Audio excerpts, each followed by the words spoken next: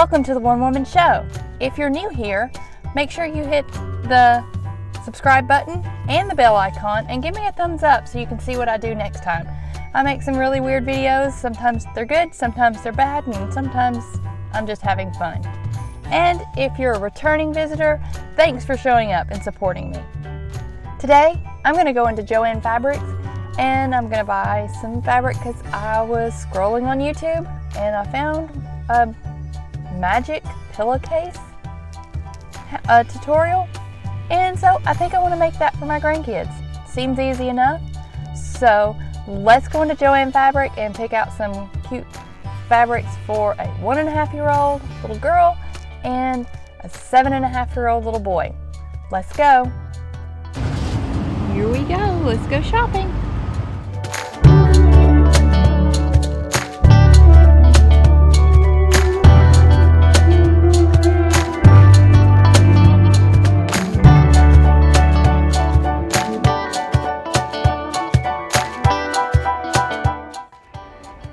I think I'm getting a little carried away here, but I don't care. This one is going to be Whitney's pillowcase. I'm going to do this as the case, this as the little top piece, I guess, and this as the end piece. Nathan's favorite colors are black and red, so I think I'm going to do this one as the case and this one as the end piece. I'm not going to do a trim on his because I think that's a little more girly. And I think I'm going to use this and this to make like a little wallet type thing. I already made one. I thought it was cute. So I figured let's put money on the outside and like a piggy bank on the inside.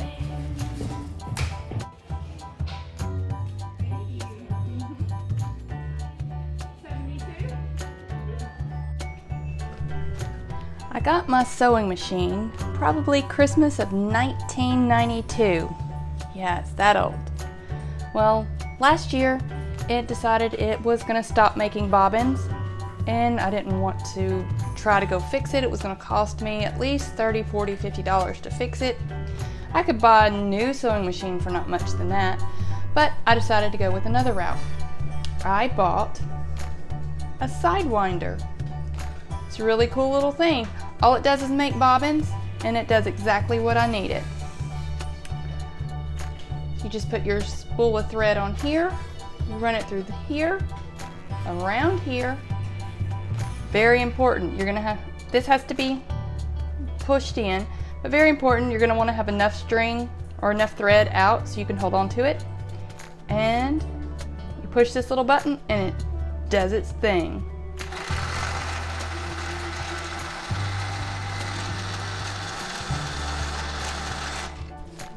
If you ever want to stop it or just don't want to have a full spool, just push this back and it stopped.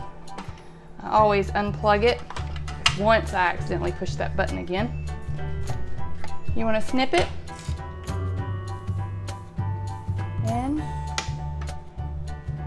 take that off. I'm going to cut that back right there at the bobbin. And there you have it. I was watching YouTube one day and I found this tutorial on making this pillowcase. So I'm going to recreate it, and I'll link to you on the tutorial that I watched because I thought it was really good. But one of the things is I've got my fabric cut, and when you have it cut at the store, the cuts are rarely straight, and sometimes the fabric is not on the bolt straight. So with my directional fabrics, especially this one, and this one, I got it as straight as I can. I had to, of course, wash it first, and then I ironed it out and I folded it so maybe these lines would match up, and so that kind of cut some down. But as you see, this fabric is longer than this one, and this one is just a little bit longer than this one. Dots joining in. So one thing I'm going to have to do is I'm going to have to cut these two fabrics down perfectly to match this one. This is the fold on all three pieces, and I've got them matched up. So I'm gonna get this cut and I'll come back and see you in a minute. Okay, I got all those cut off, so we're all the same length, and I do want to tell you one thing, especially to the ladies that like to do a lot of DIY and like to sew. Don't ever let anybody tell you you cannot use construction tools in sewing, because when it's the only thing you got that's straight and long enough, you use a level. Alright, now we're going to lay everything out. And when you're getting your pieces cut, you want your pillowcase to be 27 inches long by the width of the fabric. The band piece you want to be 9 inches, well, let's just say width, 9 inches in width by the length of the fabric. And then the trim piece, you'll cut it, want to cut it 3 inches wide by the width of the fabric. And I took it over and I ironed it in half. So this will fit a standard pillowcase. And then what you want to do is, this is the band fabric. You want to lay it face up, so the pretty side faces up. And then you'll take your pillowcase fabric. Remember, it's 27 inches this way, and then this is the width of the fabric. And we'll want to line these up perfectly. Well, as perfect as you can. I will reference my friend Judy once again, because this is just a craft that I'm playing fun, is the chickens won't care. Maybe one day I'll tell you about that. Okay, and then next, you want to take your band, or your, that's the band. This is the pillowcase, this is the trim piece.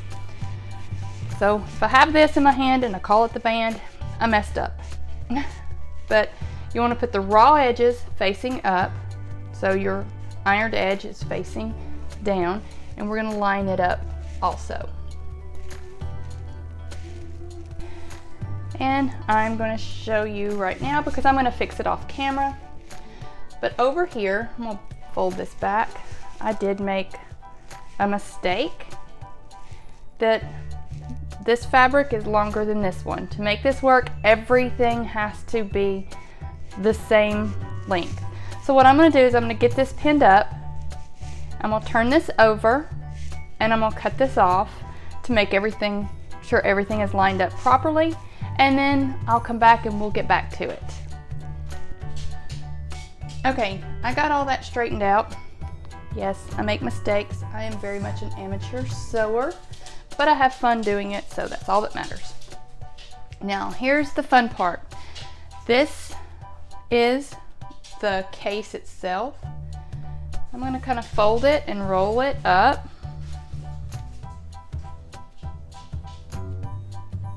to about midway where this is. And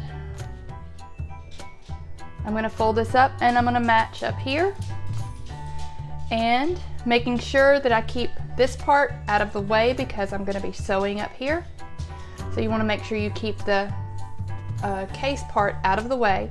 I'm going to get this pinned up, and then we're going to take it over to my sewing machine, and we're going to start sewing, and then we'll show you the magic. I took it over to the sewing machine, and I sewed 1/4 of an inch straight stitch. Well, as straight as I can get it. I'm not making these to sell, I'm making them to give. Anyway, I sewed that all the way up. Here's where the magic happens. We're going to pull it out the end.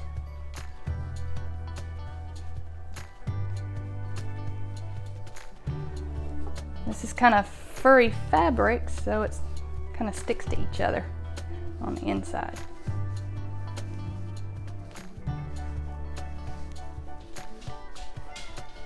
This one is for my granddaughter. She's 1.5 years right now. So I bought the nursery fabric, and it's soft and kind of fuzzy feeling. So it's kind of wanting to stick together on the inside. I've already made Nathan's, and his used regular fabric, so his was much easier to turn.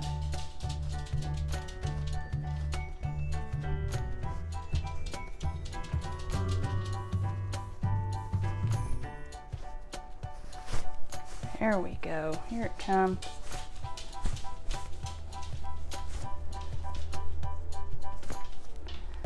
All right.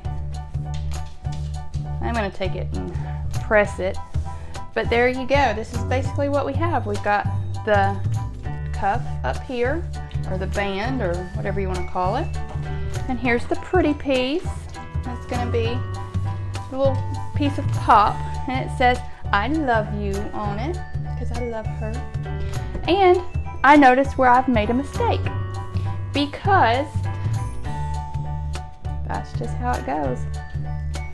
I should have turned it the other way, because I have my elephant standing up this way, but I love you is facing that way. But like I said, I'm an amateur and I'm having fun. This is for my granddaughter, and I can get away with it right now because she can't read. When she can read, it might be a different story. I have to explain it to her. But right now, I'm gonna go get this pressed, and then we're gonna pin it together, and I'm going to do a French seam, which I'm still not good at that, but I'll show you how to do that. So I'll be back in just a few minutes. I got my pillowcase pressed, and so you got it all nice and neat. And one thing I like to do is I hate it when my pillowcase, the band on my pillowcase, gets all ruffled around and messes up. So I went back and I put a 1/4 inch seam right here. So it's a 1/4 inch from the end. It's just a straight stitch, and hopefully that'll help keep it from rolling, because I don't like it when mine does that. So I'm going to put these together because remember I said I'm making a French seam, which means the seam is going to be encased and we're not going to have any raw edges. So we're going to have our pillowcase facing out. So this would be like a normal pillowcase, so pretty side facing out. And I'm going to go around, pin it, because I pin everything. And when I go to sew it right here, I've got some bulk, so I'll have to go really slow right there. But I do want to match up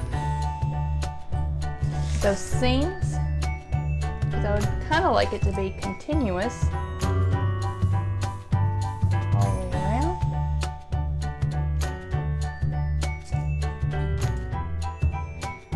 I'm going to get this pinned up. I'm going to pin all the way around the 2 open edges. This edge over here is the fold, so I don't have to do anything to it. I'm going to go around and pin all the way around here. And I might let you stick around and watch me pin. If I do, it's going to be in fast forward, super way.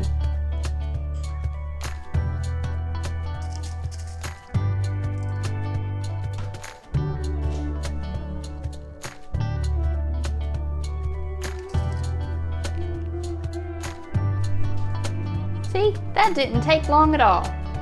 Now I'm going to take it over to the sewing machine once again, making just a straight stitch, and I'm not going to take you with me because you can watch any video and I'll show you how to make a straight stitch. But I'm going to stitch all the way around the raw edges, a 1/4 inch seam. I'll be back. Got my 1/4 inch seam sewed around all of here, and what I'm going to do now is I'm going to cut my seam down to about 1/8 inch. You want to make sure that you don't cut through your stitching, or else you're going to have to go back and fix it. But the reason why I'm going to now cut it down is because I need just a little bit of a seam allowance here, because I'm going to turn it inside out and I'm going to sew around again. And by doing that, it'll encase this seam, but we want to have small seams, so I need to cut this bolt down. So when I sew a 1/4 inch on the inside, it'll encase it completely. We hope, fingers crossed. So probably gonna make a mistake and get really mad, so I'm gonna turn the camera off while I'll cut this, and then I'll come back in just a moment. I was able to cut really close to the seam, and I used a good pair of sharp scissors. These are my Kershaw scissors, My son's father, my first husband, gave me these 20-something years ago. He's a really good man. He's still a really good friend of mine too. I've had these and nobody's allowed to use them but me. Last night when I made Nathan's pillowcase, I used my level and my rotary cutter to make this cut.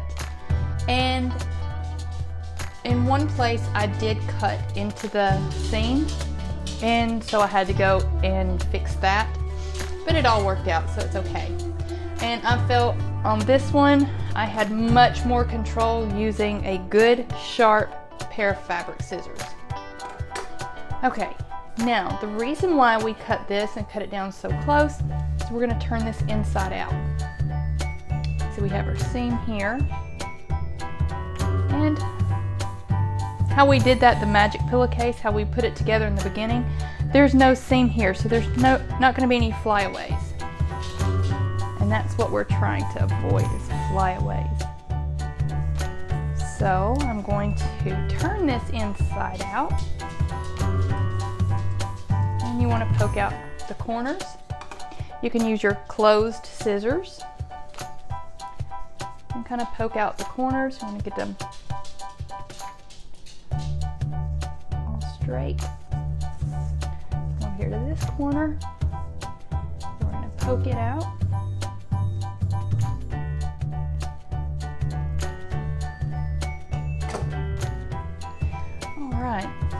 And I'm going to take it and press it again, but what you'll want to do is you want to kind of roll it and feel and make sure that the seam is straight. You don't want it, see, you don't want it to be, and you go back to sew it like that, because it's going to leave a big pocket there. So I'll go and work it out and make sure that the seam is kind of poking out, so when I go make my 1/4 inch seam again, it will encase that. And I'm going to go do my pressing and working this out, and I'm going to sew it, and then I'm going to come back and we're going to turn it back right side out, and we're going to see this brand new pillowcase I've made for Whitney. I just finished sewing it up again. So I went and I pressed it and making sure that my seams were all the way out to make it look pretty. And I did a 1/4 inch seam all the way around. And now, let's see, it's the moment of truth. I'll try to poke that, I'll fix that in a minute.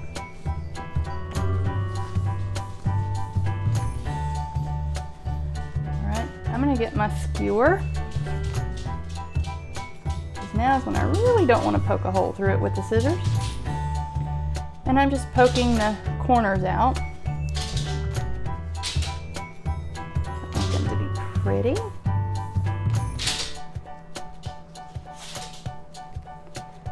Okay. I do still have little flyaways. I can cut them and there we go. We have a pillowcase. I've done my best to keep that straight. I know I'm off a little bit, but once again, the chickens won't care. That's funny. Judy, if you're watching, you know exactly what I mean. Dot's over there playing with Lefty again, so you can hear them in the background. But I'm gonna go and I'm gonna throw this in the washer, because I always, if I make something for somebody, I always like to make sure it will withstand being washed and dried. Even though I've already washed the fabric, I want to make sure that my seams and stuff don't come loose. But with the French seam, this is what it looks like on the inside, and it's just doesn't have any raw edges. Now, if you are a sewer, I hear you, Dot. If you sew a lot, you might have a serger, and if you have one of those, then you can make your seams with that and it would encase them all. But at the beginning and end of all my seams, I do go back and I back stitch, and that'll just kind of secure that down and keep it from being pulled out. But as you see, there's no raw edges, so when it's washed, it won't get all frayed. And we're gonna go throw this in the washing machine, along with the one I made last night for Nathan, with Nathan's favorite colors being black and red. And they look really good together. He's my star. I love my Nathan. So, I'll come back in a little while after these have been washed and dried. And of course, I will press them again so they'll look nice and neat and pretty when they are given as gifts when I go see my grandbabies at Thanksgiving. We'll see you back in a little while. All right, I have finished both of the pillowcases. I got them washed, and I did press them again because I think they look better that way. So this one is Whitney's. As you see, let me open it all the way up. There's the pretty cuff at the top and her pretty little band. And then the rest of the pillowcase. It looks so cute. And then this one is Nathan's. I love this. This is made with just regular fabric. Whitney's was made with nursery fabric, so it's a little bit softer. And this is made with regular cotton. His favorite colors are black and red. So I didn't put the little decorative piece on his because I don't think that looks as great on little boys. I couldn't find fabric to make it look good. And how come the dog and cat like to play every time I get on the making videos? I don't know, but we love them anyway. As you see on both of these, I did a little stitch to kind of help that stay down, and it worked really well. This one wrinkled more. I think it's just the nature of the fabric, but I pressed it. But if Whitney's mom doesn't press it, it's not going to be a big deal because it's still really good, and I really like that. Now, in the opening video, I showed you some more fabric. That's it. I'm making a little wallet. Here's the wallet I made, and it's really cute. It has, I used the money on the outside. It's cute, and it's a piggy bank. And I cut the original width 9 inches across, and I will try to link to the tutorial I used for this. And that makes it the perfect size to put $1 or $2 in. And gives it a little room on each side. So I just think this is something really cute, and it'd be cute to make and give to someone who maybe is trying to save. Do like me, I'm trying to go by Dave Ramsey, and some people like to have envelope systems at home. I don't, because I don't like having money at home. But for some people that do, this would be something cute to make and give to them so they can store some money in there. And thanks for watching my video of making all this.